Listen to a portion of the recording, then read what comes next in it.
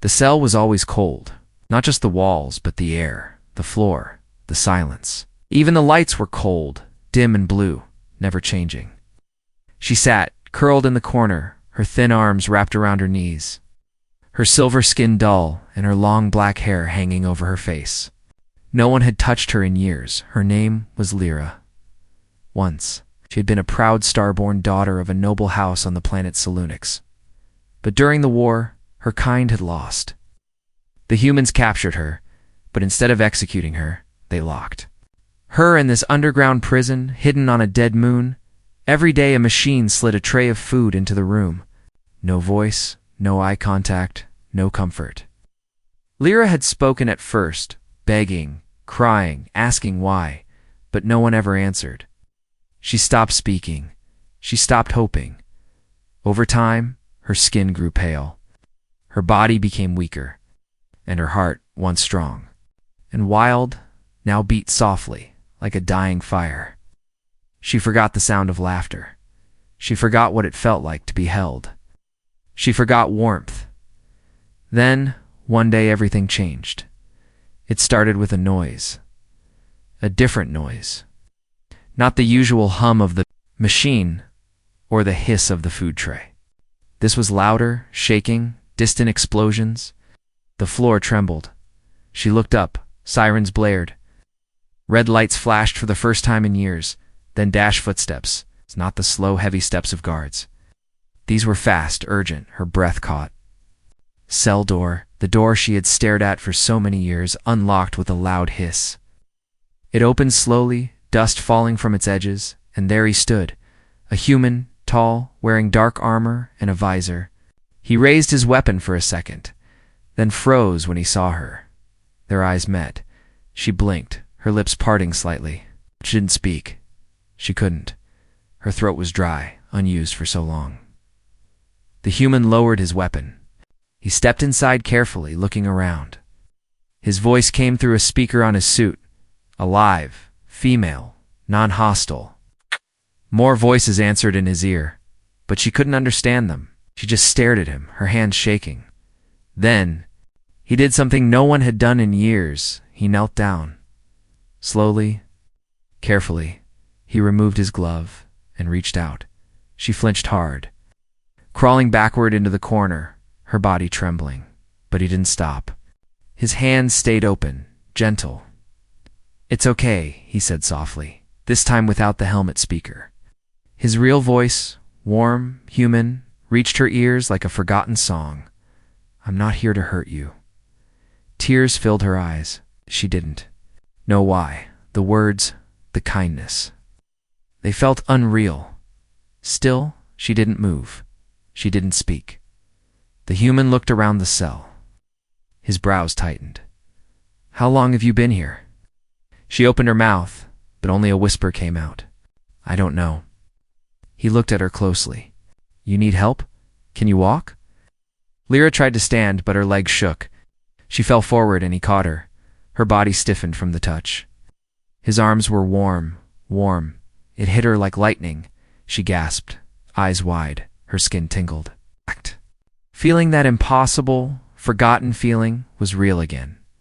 He held her gently, supporting her weight. "I've got you," he said. She looked up at him, silent tears rolling down her cheeks. "Lyra," she whispered. "My name is..."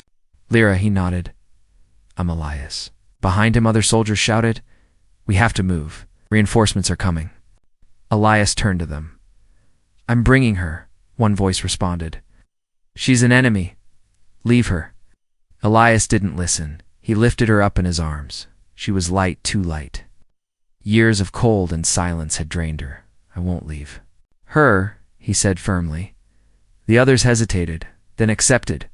As Elias carried Lyra through the broken halls of the prison, she buried her face against his chest.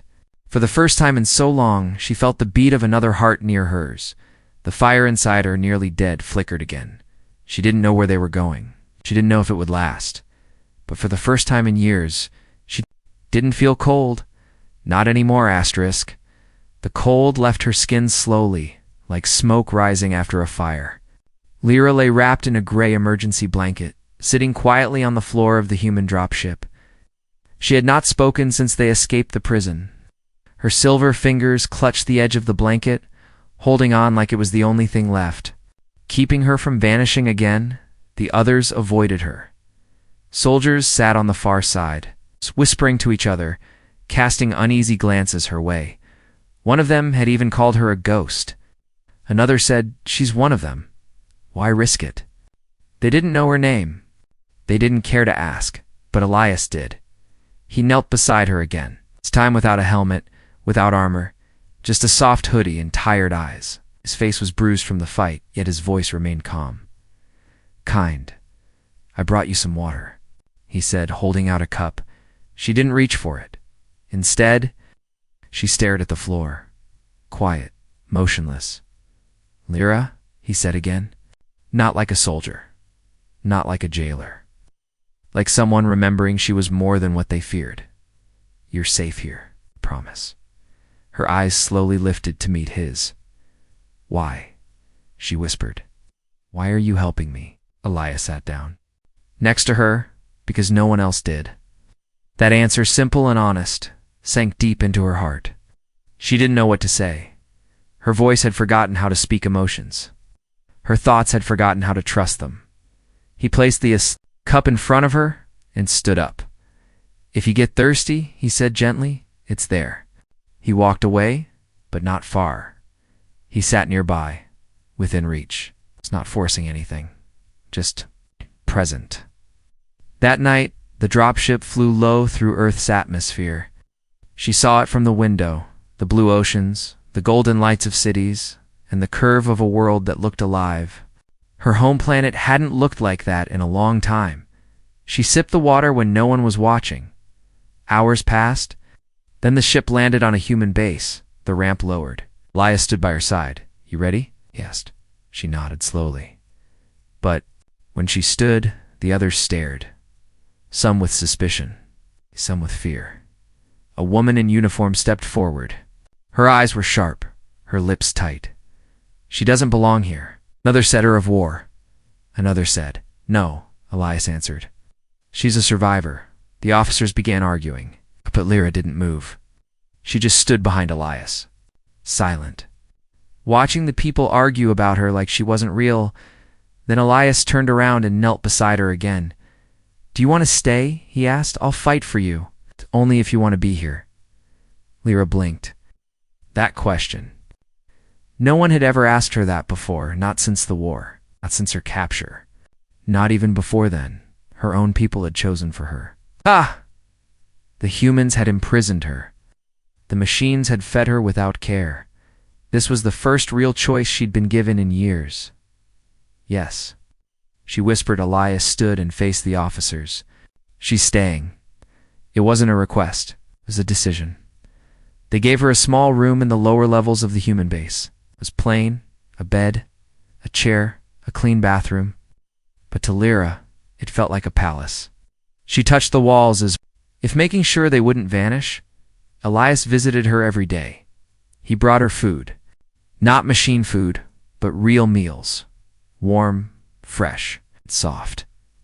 He brought her books, simple human words with pictures. He even brought her a blanket. Not gray, not thin, but soft and blue, with stars stitched across it. "You're not a prisoner anymore," he said, but Lyra still stayed quiet. One evening, she sat in the room's corner again, just like she had in the cold cell. Elias entered. "Bad memory?" he asked. She didn't answer. He walked over and sat down in the corner too.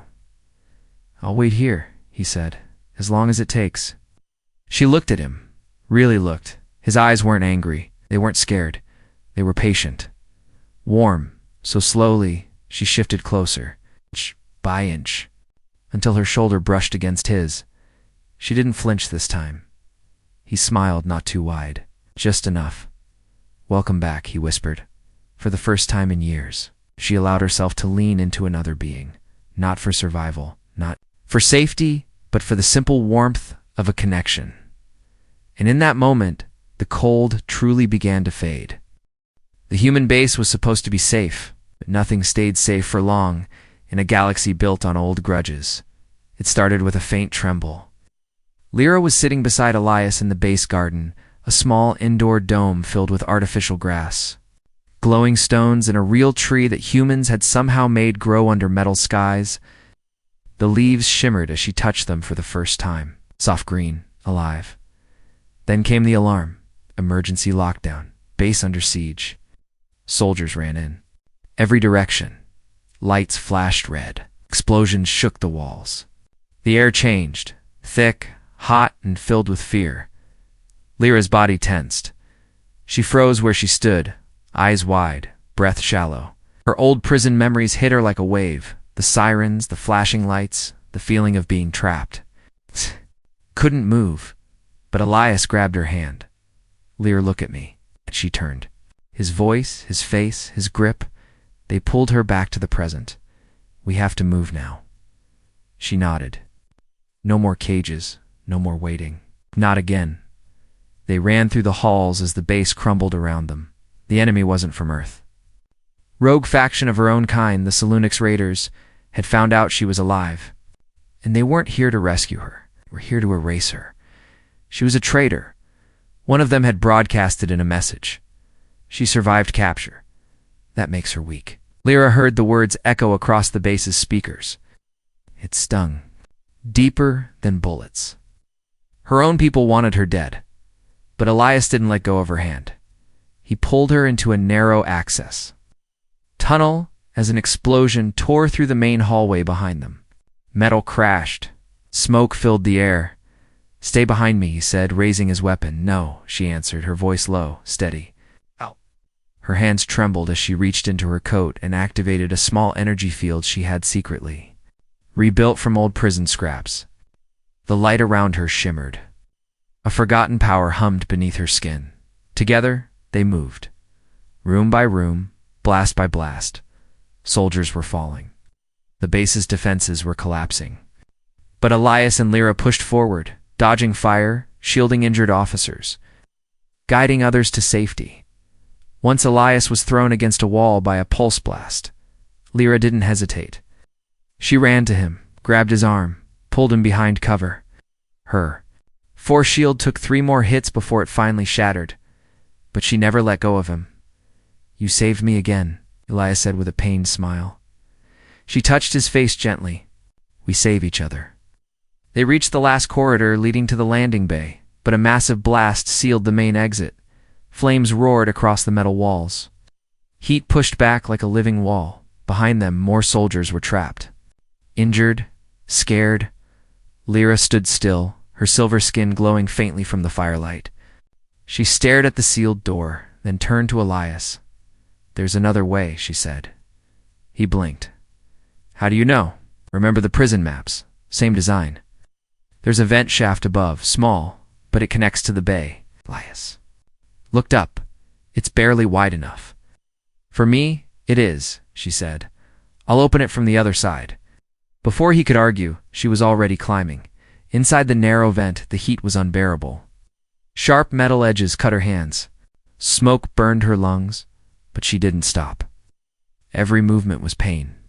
Every second felt like forever. Then light. She reached the other side, kicked open the panel, and dropped into the bay control room.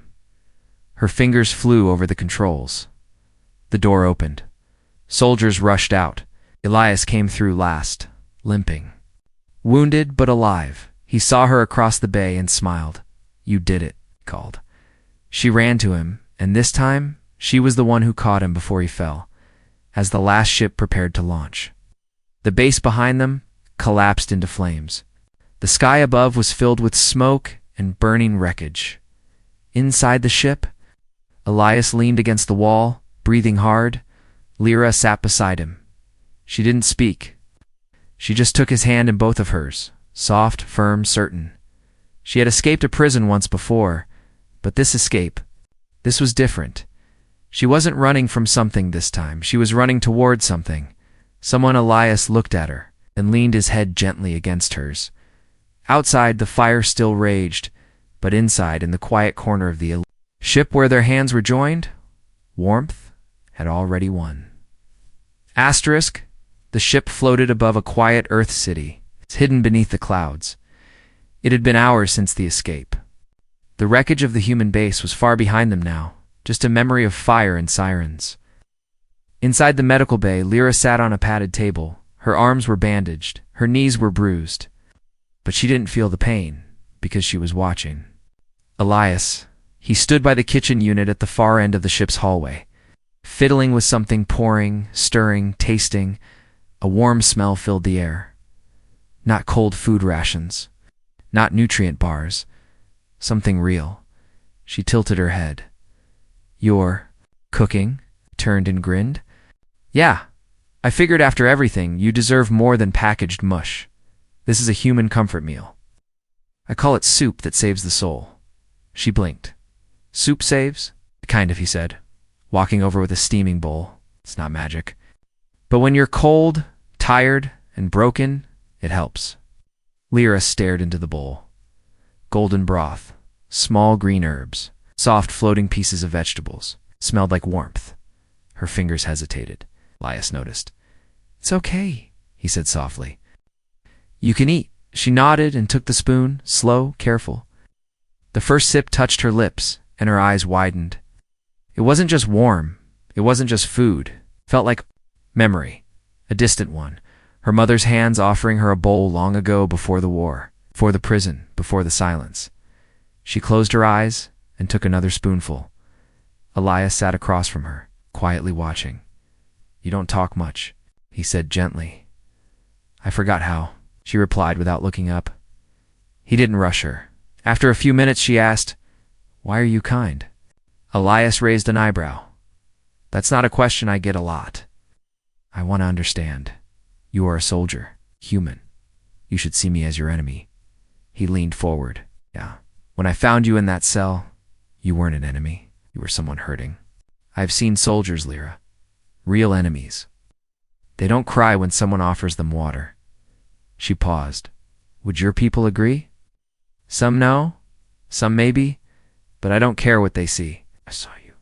Her eyes met his, unblinking. Then, she said very quietly, "You make me afraid." "Aye!" He stiffened slightly. "Why?" "Because you're not hurting me. Because you're giving me things I stopped believing in." "Like what?" "Food safety, your smile." Elias gave a soft chuckle. "That's a new kind of fear." She placed the spoon down. "I don't know what to do with this kindness." "You don't have to do anything," he said. "Just accept it." Lyra looked at the bowl again. "I think I like soup." Elias grinned. "Good, because I made way too much." Later that night, he showed her the stars. They sat on a small viewing deck at the top of the ship, where the ceiling turned clear. Lyra looked up in silence as Earth's sky sparkled above them, distant galaxies, drifting satellites, the shimmer of deep space. "Your planet is noisy," she said softly. "You mean Earth?" "Yes. So many voices, so many machines." "Full of life," he nodded. "Sometimes too much." She looked sideways at him. "Why do humans live like this?" He shrugged. "Because we're always trying to make things better, even when we mess up." She tilted her head. "You think I can live here?" "You already are," Elias said. "No, I mean, belong. I'm different. My skin, my eyes, my memories, they don't fit here."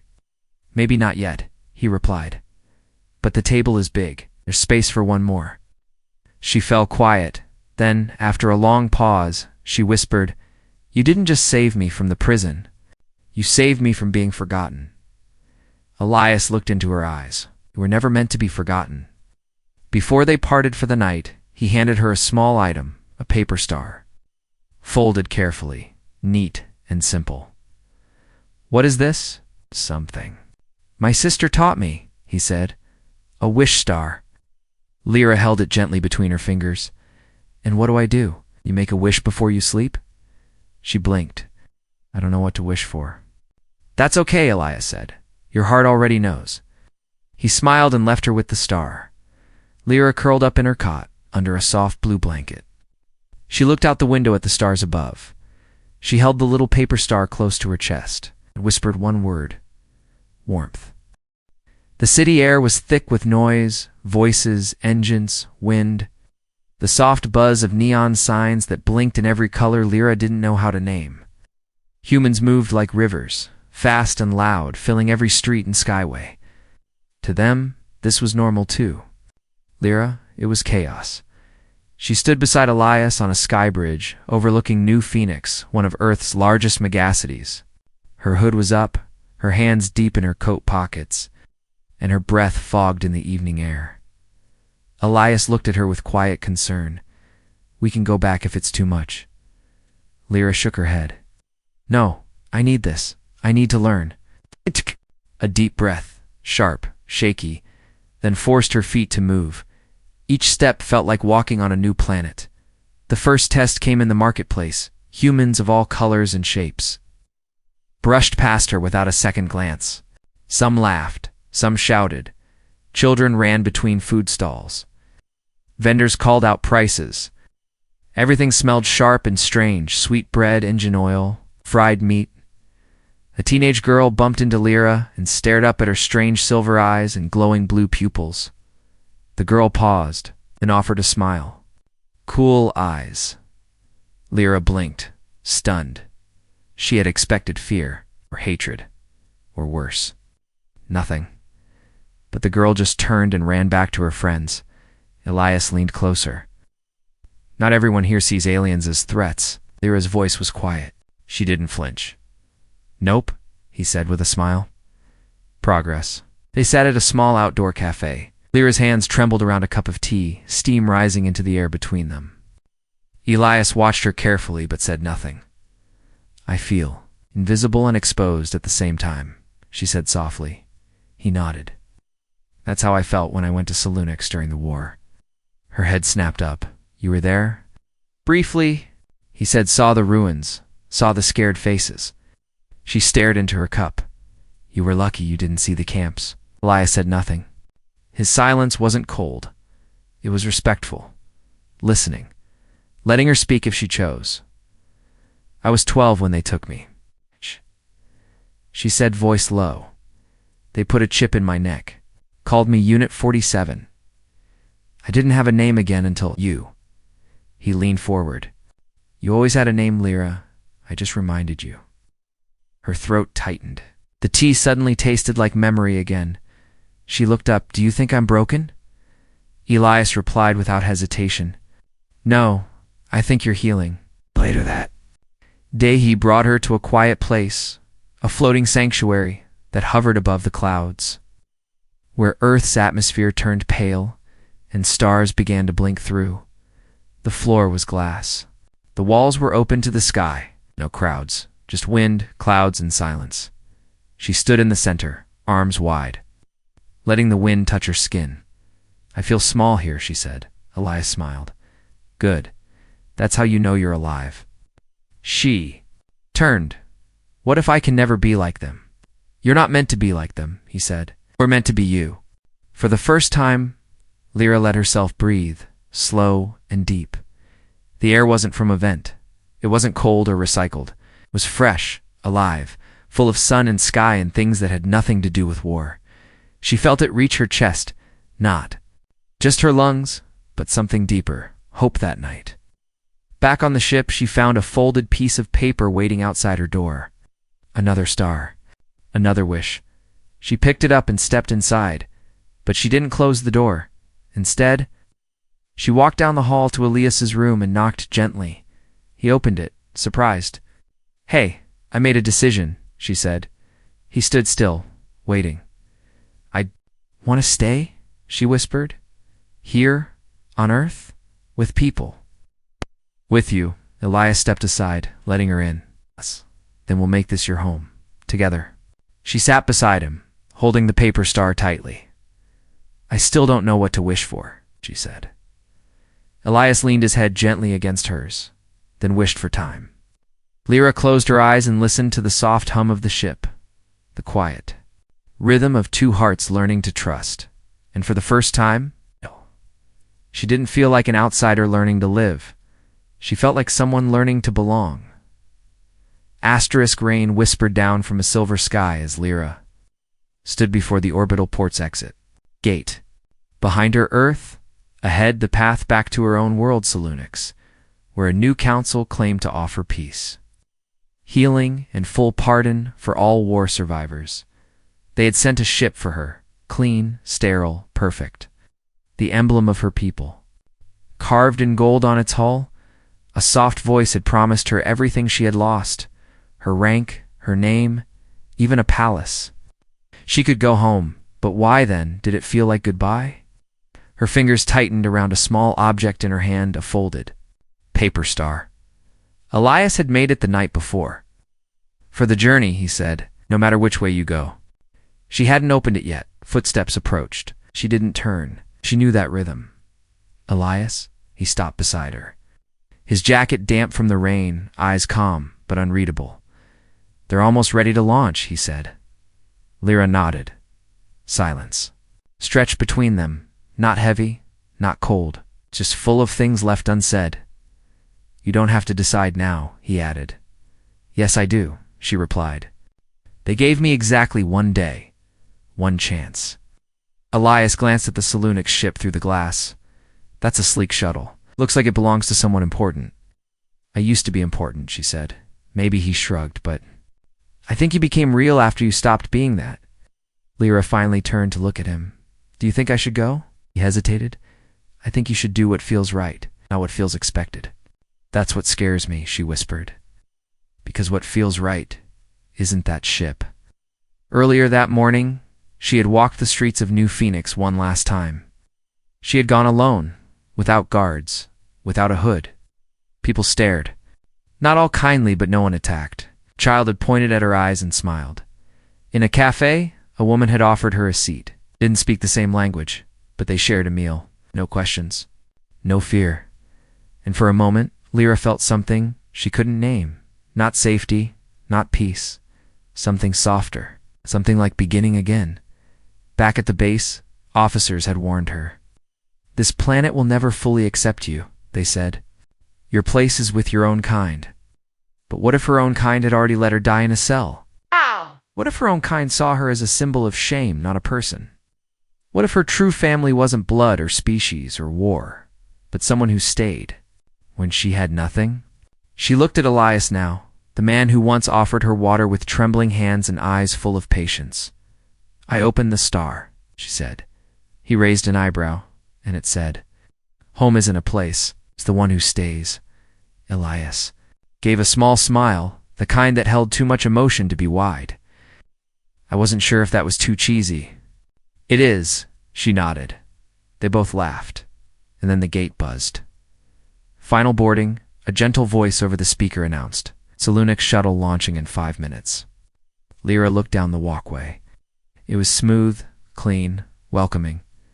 Then, she looked back at Earth's stormy sky. Messy, unpredictable, loud. She made her choice. I'm not going, she said. Elias didn't answer, not with words. He just stepped closer, eyes searching hers. You're sure? He asked softly. I don't want to return to a world that left me behind, she said. I want to live in a world that let me begin again. He took her hand, not to lead her, but to stand beside her. The ship behind the glass closed its doors. The thrusters lit up, but Lyra didn't look back. She watched the clouds outside, breathed in the air that still smelled like rain and smoke, and smiled. Hours later, they sat together on a rooftop watching the sun break through the clouds. Lyra had changed. No longer hiding, no longer silent. She wore a simple earth jacket, her hair tied back loosely, her glowing eyes calm. Elias handed her a cup of tea. So, what now? He asked. She looked out over the city. Now I learn how to live, not as a soldier, not as a prisoner, not even as a survivor. She turned to him. Now I learn how to be human. He smiled. You're already better at it than most. She laughed, and for the first time, it wasn't quiet or afraid. It was full. Rain drizzled on the rooftop stage as hundreds of humans gathered below. Some wore uniforms, others wore ordinary city clothes. Cameras hovered silently in the sky. On giant screens across New Phoenix, the same image was broadcast, a silver-skinned woman standing beside a human, holding a paper star. Lyra had never spoken to a crowd. Before, she wasn't trained for this. But she wasn't the same person who once curled up in the corner of a dark prison cell. It's forgotten today. She was someone else, someone reborn? The Earth Council had insisted on this public ceremony. They called it Unity Accord Day, a chance to show peace between species, to prove that enemies could become neighbors. Survivors could become citizens, and Lyra could become someone who mattered. Elias stood to her left, quiet, respectful. Letting her decide how the moment would unfold, she stepped up to the podium. The microphone flickered on. For a long moment, she said nothing, just breathed. Then I was not supposed to be here, she said. Her voice echoed across the rooftops. I was meant to die in a cage, forgotten, unseen. Some heads turned. Others nodded, remembering the reports of the secret prison discovered on the moon. But one day, Lyra continued, a man opened the door. He didn't ask who I was, didn't ask what I had done. He only asked, "Can you walk?" Looked at Elias. He saw me. Not as a threat, not as a burden, but as someone who needed help. She held up the paper star. This is what he gave me when I still didn't know how to live again. It's small, but it holds the biggest thing in the universe choice. Paused. For those who think peace is only a paper word, I say this paper can be folded into stars, and stars light the way. Soft silence followed, then applause. Slow, then louder. Rolling through the crowd like wind through trees, Lyra stepped back. Elias stepped forward, but before he could speak, Lyra turned to him and did something no one expected. She stepped into his arms and hugged him, not gently, not politely, but fully. Arms around his back, forehead resting against his chest. Her eyes closed. It wasn't part of the ceremony. It wasn't scripted. It wasn't planned. But it was real. And the entire world saw it. A survivor, or an alien. A woman once silenced and broken, now embracing the human who gave her hope. Elias wrapped his arms around her too tight. Solid. Warm. The kind of warmth she thought she'd never feel again. And in that moment, it wasn't about politics or speeches or peace treaties. It was about healing, about connection, about finally, truly being home. Later that evening, as they walked through the quiet edge of the city, where neon lights faded into soft earth and wind, Lyra carried her shoes in one hand, letting her bare feet feel the dirt path. Elias walked beside her, silent and content. After a while, he asked, "So what happens next?" Lyra smiled. "I don't know. Isn't that exciting?" He laughed. "It's also terrifying." "I used to be afraid of not knowing," she said. "Now I think, maybe it means the story isn't over." She stopped at the edge of a small lake, the surface reflecting stars. "This is where I'd like to live," she said. "Here, close to the city, but far from the noise. I want to grow something, not just survive. Grow." He looked at her like she was still glowing. "You've come a long way." She nodded. "So have you." 1 year later. The house was small, built of earth materials and alien design. Plants grew along the windows. Children from nearby farms ran past laughing, chasing light bugs. Inside, Lyra sat beside a desk, writing something by hand, not on a screen, but real paper. She folded it carefully. Another paper star. Just as she placed it in a small glass jar filled with others, a voice called from the kitchen, "Dinner's ready." Elias stood holding 2 bowls of soup, smiling.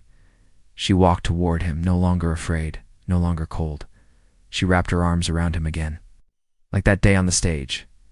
But this time it wasn't to show the world anything. This time it was just for them. Warmth shared forever.